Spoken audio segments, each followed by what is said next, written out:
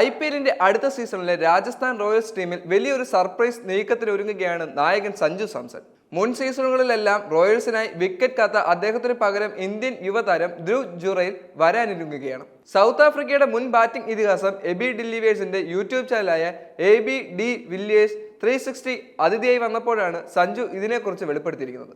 മെഗാലേലത്തിന് മുമ്പ് റോയൽസ് നിലനിർത്തിയ 6 താരങ്ങളിലൊരാളാണ് ഇദ്ദേഹം.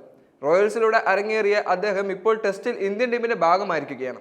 ഓസ്ട്രേലിയക്കെതിരായ border Gavaskar trophy test പരമ്പരയിൽ ടീമിന്റെ ബാക്കപ്പ് വിക്കറ്റ് കീപ്പർ ജുറൈലാണ്. പരമ്പരയിലെ ആദ്യ ടെസ്റ്റിൽ അദ്ദേഹത്തെ ഇന്ത്യ കളിപ്പിക്കുകയും ചെയ്തിരുന്നു. അടുത്ത IPL സീസണിൽ രാജസ്ഥാൻ റോയൽസിന് വേണ്ടി ആരായിരിക്കും വിക്കറ്റ് കാക്കുക? ധ്രുവ് ജുറൈലിനെ ഈ റോളിൽ കാണാനാവുമോ എന്നായിരുന്നു സഞ്ജു സാംസണിനോടുള്ള എബി ഡിവിലിയേഴ്സിന്റെ ചോദ്യം.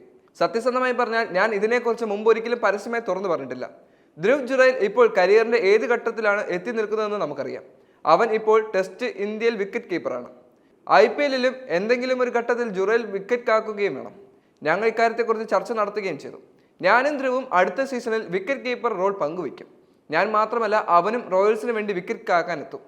ഒരു ഫീൽഡറായി ഞാൻ ടീമിനെ അധികം നയിച്ചിട്ടില്ല. അതുകൊണ്ട് തന്നെ അത് ചിലപ്പോൾ വെല്ലുവിളി അയക്കുമെന്നും ഞാൻ കരുതുന്നുണ്ട്.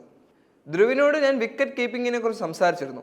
നീ എവിടെ നിന്നാണ് ടീമിലേക്ക് വരുന്നതെന്നും ഒരു ലീഡർ എന്ന നിലയിൽ നിന്നെക്കുറിച്ച് ഞാൻ ചിന്തിക്കുന്നതും എന്താണെന്നും അവനോട് പറഞ്ഞു. രാജസ്ഥാൻ റോയൽസിനായി കുറച്ച് മത്സരങ്ങളിൽ നീയും വിക്കറ്റ് കാക്കണമെന്നും എനിക്ക് തോന്നുന്നതായും ധ്രുവിനോട് പറഞ്ഞു. ഈ രീതിയിൽ വിക്കറ്റ് കീപ്പിംഗ് പങ്കുവെച്ച് എങ്ങനെ മുന്നോട്ട് പോകാൻ കഴിയുമെന്ന് നമുക്ക് നോക്കാം. ഇത് ടീമിനെ ബാധിക്കാൻ പാടില്ല. ടീം നന്നാവുക എന്നതാണ് ഫസ്റ്റ്.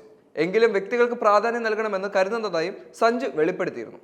വിക്കറ്റ് കീപ്പർ ഇല്ലാതെ ടീമിനെ നയിക്കുക എന്നത് കൂടുതൽ ബുദ്ധിമുട്ടേറിയ കാര്യമാണെന്നാണ് സഞ്ജു സാംസൺ തീരുമാനത്തോടുള്ള എബി ഡില്ലിവേഴ്സിന്റെ പ്രതികരണം. ഇത് വളരെ താല്പര്യമുണ്ടാകുന്ന കാര്യമാണ്. ഞാൻ നേരത്തെ വിക്കറ്റ് കീപ്പറായും ഫീൽഡറുമായെല്ലാം സൗത്ത് ആഫ്രിക്കൻ ടീമിനെ നയിച്ചിട്ടുണ്ട്.